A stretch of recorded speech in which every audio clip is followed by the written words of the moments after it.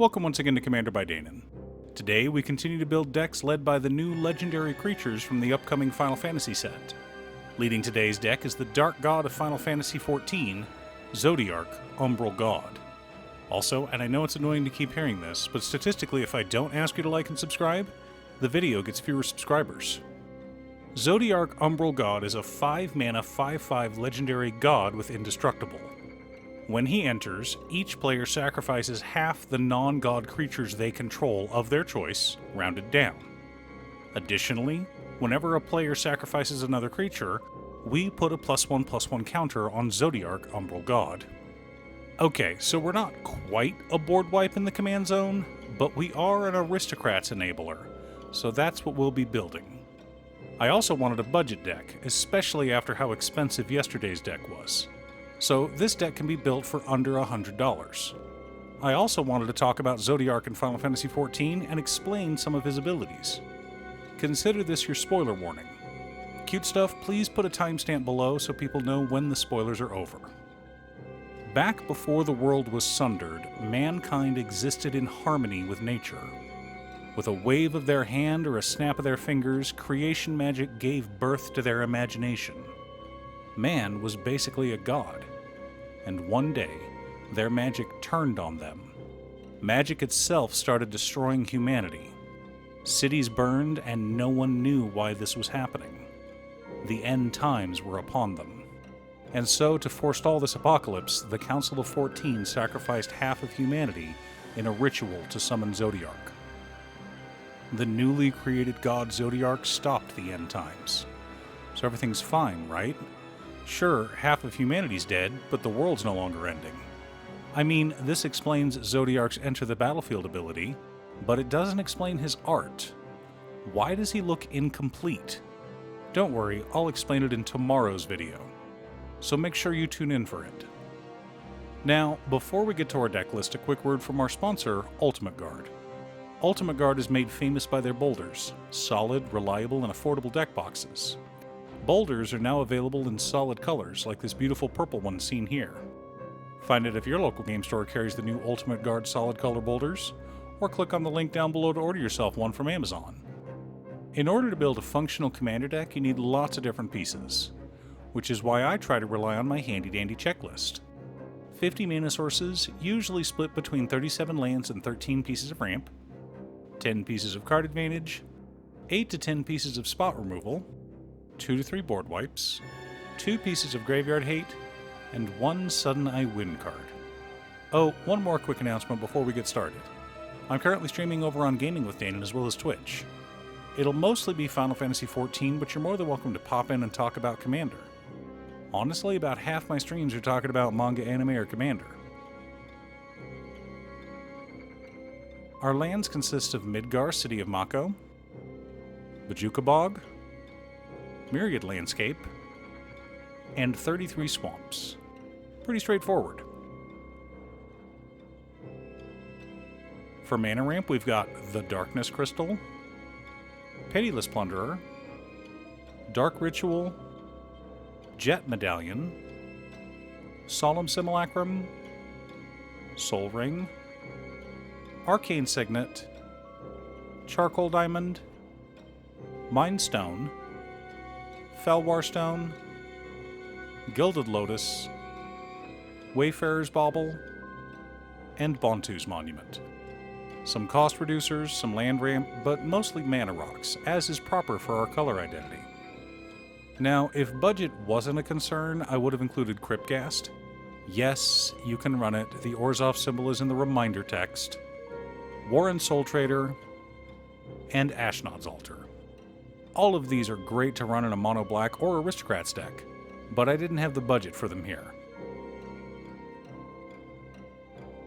Our card advantage package consists of Grim Haruspex, Skull Clamp, Ayara First of Lochthwain, Victimize, Village Rites, Morbid Opportunist, Phyrexian Arena, Midnight Reaper, Erebos Bleakhearted, God Eternal Bontu, Dusk Legion Zealot, Read the Bones, and Sign in Blood. Lots of ways to dig through our deck, as well as a bit of reanimation. If budget wasn't a concern, I would have added Liliana Dreadhorde General, but even with her reprint, she's still a bit pricey. And I'm sure that with the Final Fantasy set coming out, her special art will soar to even higher prices.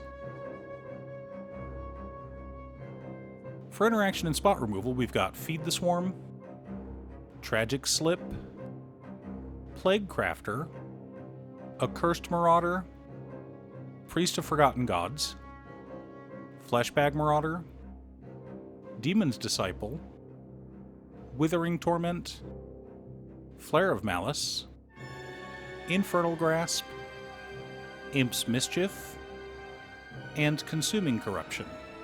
Lots of ways to remove annoying permanents. For board wipes, we've got Toxic Deluge and Mutilate. Simple and straightforward. Our Aristocrat payoffs consist of Zulaport Cutthroat, Bastion of Remembrance, Blood Artist, Sir Conrad the Grim, Marionette Apprentice, Falconwrath Noble, Mirkwood Bats, Vindictive Vampire, and Agent of the Iron Throne. For sacrifice outlets, we've got Viscera Seer, Carrion Feeder, and Woe Strider. Finally, for fodder, we've got Reassembling Skeleton, Ophiomancer, Jadar Ghoul-Caller of Nephalia, Shambling Ghast, Endrixar Master Breeder, Bloodghast, Ogre Slumlord, Infestation Sage, Serrated Scorpion, Army of the Damned, and Dreadhorde Invasion. Lots of ways to make tokens for us to sacrifice. I also wanted to include Nether Trader, but it was a bit too pricey. Now that we have our deck list, let's compare it to our checklist. 49 mana sources split between 36 lands and 13 pieces of ramp. A little light, but we're monocolored, so it's fine. 13 pieces of card advantage. 12 pieces of interaction. 3 board wipes, counting our commander. 1 piece of graveyard hate in Bojuka Bog.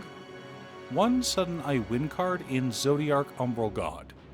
Let me explain. It's been a few weeks since we've done an Aristocrats deck, so I figure I should explain how the deck works.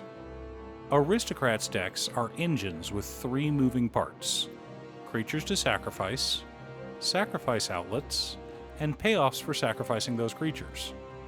If we have enough of those payoffs on the battlefield when we cast our commander, there's a chance that we kill the table.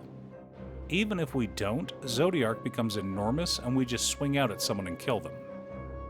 Are you building a Zodiark Umbral God commander deck? What about a deck led by a different Final Fantasy commander? Leave a comment below. Thanks for tuning in. Once again, a huge shout out to Mentor to Cute Stuff. I couldn't make these videos without her. If you'd like to hire her to edit your own videos, she can be reached at cutestuff.edits at gmail.com. Link is down below. If you're looking for ways to support the channel directly, you can head on over to patreon.com/Danon. You can have a video made or just ask for help building or tuning a deck list. I also wanted to give a quick shout out to all of my patrons: Waffles, Taraya, Muffins, Marcus, Brett, Roxy, Alex Borgny, Nazwin Conga, Robert Pye, Kazaris, Patrick, Tiz, Art, Richard Sint, Boomy, Osira, Justin, Golden Walker, Ernesto, and Midge. You guys are awesome. I post new Commander Deck videos every weekday, so be sure to subscribe and ring the bell to be notified of new videos. Again, thanks for watching, and I'll see you all again next time on Commander by Danon.